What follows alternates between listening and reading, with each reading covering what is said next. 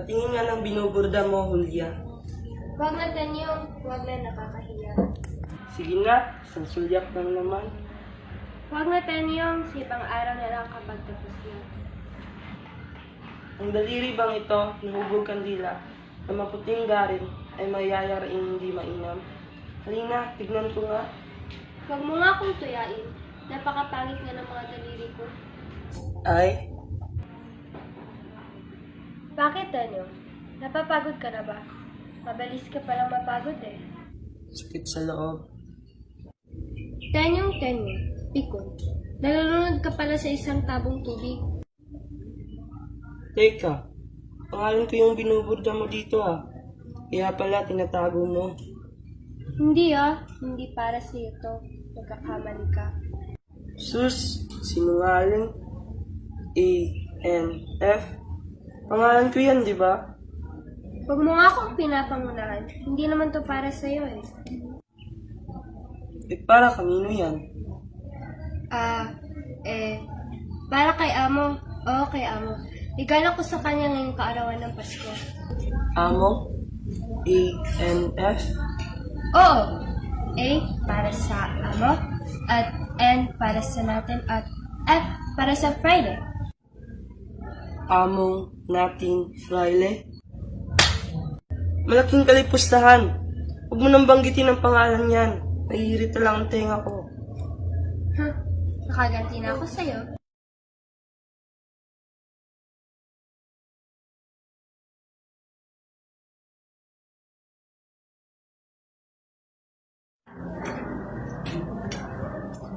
Julia, magtapat ka nga sa akin. Ito ba'y para sa kura? Kung ito'y para sa kura at aking sisilaban, sinungaling ako. Huwag! Huwag! Huwag mong sisilaban ang pangalan mo. Hindi ko maiwasan magalit pag naririnig ko ang sakura ng sukuban. Umiinit lang ang dugo ko. Hindi mo na kailangan maghandog pa sa ngalan ng Satanan. Ang panyo ay para sa iyo, mula sa iniirog mo na sinulyo.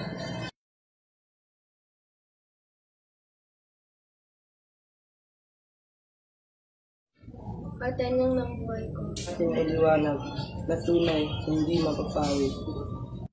Paglinag sa puso mo ay mamamalagi. Kahit humalob sa paanan ng altar. Asahan mo.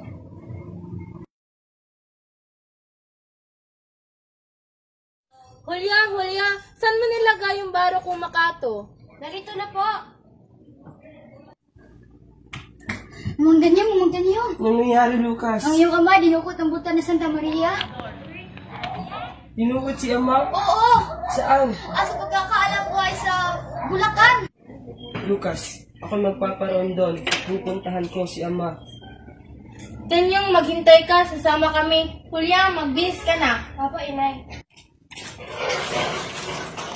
Andito ka na pala, Kapitana Puten. Maaari mo na makita yung asawa. Salamat po, amo. At pinagbilin ko na sa mga alkalde na huwag siyang panuetibilad sa araw. Talaga po? Maraming salamat po.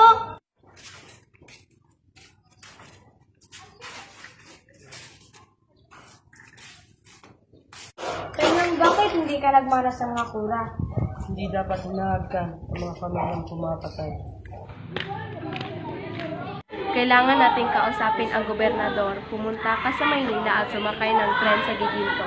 Mahalagang simula na ng general na patayin ang mga mamamayan at ilustradong tao sa probinsya bago pa mahuli ang lahat. Tingin ko, mali ko. Si. Wala. Kapitana Puten, ano po yun? Sundan niyo po ako at nakikita niyo na ang minamahal niyang asawa. Talaga po? Tay! Tay! Yung, alagaan mo yung ina. Tay! Ingo!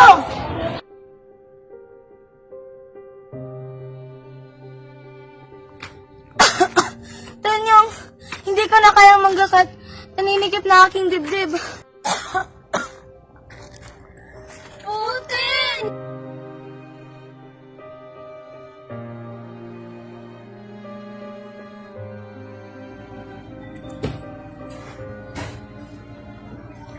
Tenyong, ako na bahala rito. Pumunta ko na doon. Puten.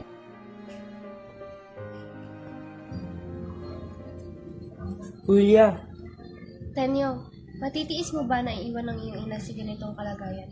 Bakit mo siya iiwan? tama ang sinabi mo, Julia. Pero nais ko ipagkante ang aking ama. Kailanman ay hindi ka makakahanap ng isang babaeng katulad ko. Napapalit siya sa puso mo. Tanyong! Hindi maaari, Julia. Pinatawag na nila ako. Nais ko ipagkante si ama. Pati na rin si ina. Wala na akong may tututol pa sa iyong pakikipagtugma. Kung ang irog ko ay masaktan, mapanatili ang lunas ng aking mga mukha sa iyong mga sugat. Nalig ka sa may kapal. Kuya, ano pang ginagawa mo? Magbihis ka na. Paparating na si Maribel at kanyang ama. Dapat mapakita ka ng mabuting asal. Kung kumari ka man sila, edi kayo na mag-usap. Ano sinabi mo? Wala ko. Mabait naman si Miguel. Mabuti. At higit sa lahat, mayaman pa. Ano pang hinahanap mo? Ina, hindi ko naman po hinahangad ang kabutihan ng isang tao. Ang hinahangad ko po ay... Ano? Sabihin mo. Ang hinahangad ko po ay yung lalaking mamahalin ako at mahal mo. Julia, natatawa ako. Anong pinagsasabi-sabi mo dyan? Julia, ang bata-bata mo pa. Iba na talaga ang panahon ngayon kaysa noon. Sak na kasi sila nakakaroon. Suk na tunay. Monica! Bakit po? Tawag nga si Lucas. Lucas! Bakit? Maaari mo ba itong ibigay yung sulat kay Tanyo? Pasahan mo, Julia. Tao po! Julia! Nandito na pala sila, Miguel! Upo po kayo! Magmano ko kay Amo. Apo. Ina, uupo lang po ako. Sige. Opo, ama.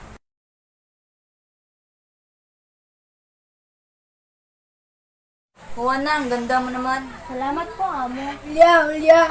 Bakit? Malapit na kasi yung ano, Yung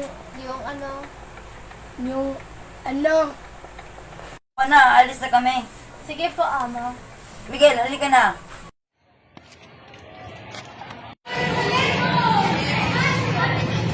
Julia! Lucas, kapalin mo magsulat nito. Kamusta siya? Okay lang ba siya? Ayos na ba siya? Teka, hindi niya na kalaban. Pasensya ka na nag-aalala ako. Huwag mo na siyang aalahanin. Kaya niya ang kanyang sarili. Wala naman siya isagot sa sulat. Nakakasama na ito. Hindi na niya nasagot yung sulat. At ang sabi lang niya ay darating siya sa araw ng kasal niyo.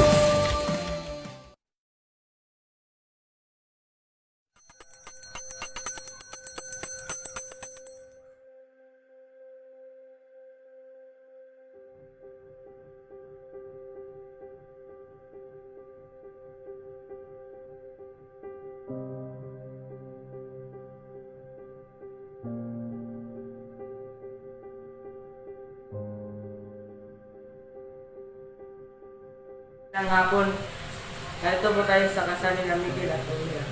Miguel, tinatanggap po bang habang buhay mo kasama si Julia? Opo. Ikaw, Julia, tinatanggap po bang habang buhay mo kasama mo si Miguel? Opo, Padre. Wala na bang tututo sa kasal? Sige na, kasal! Danyong! Padre, naisip niyang na may kasal kay Julia bago siya mamatay. Ano?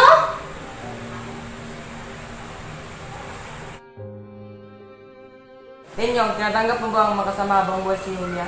Opo, Padre. Ikaw, Julia, tinatanggap mo ba ang makasama si Tenyong habang buhay? Opo, Padre. Ha?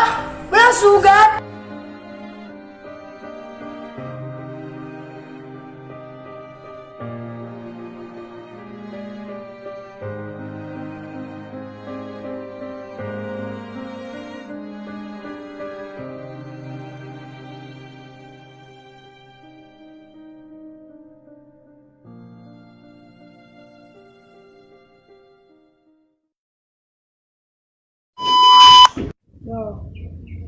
Sige na, isang saglit lang naman.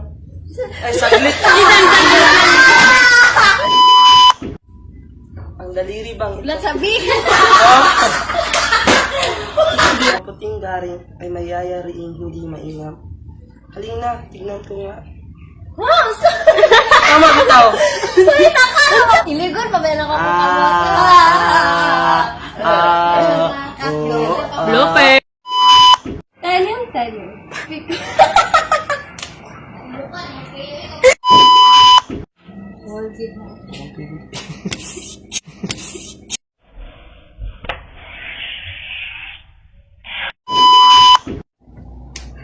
Mamanggan niya. Ano nangyari, Julia? Ang Ay, yun Julia!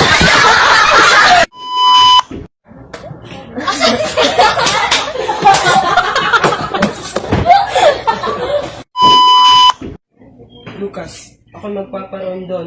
Pupuntahan ko si Ama. Tanyong, maghintay ka, sasama kami. Julia, magbihis ka na. Papa, inay.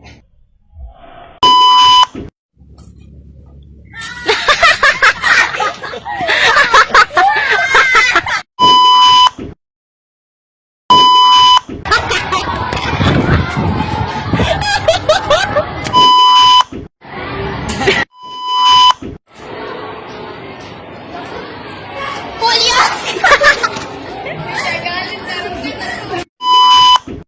Pasensya ka na, nag-aaral.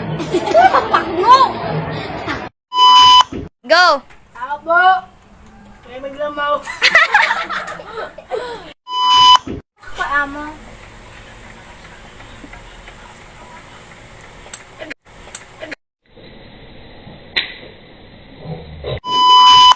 Diyan, tama ka dyan. Miguel, Julia. Bakit? Malapit na kasi yung ano, Yung ano? nano.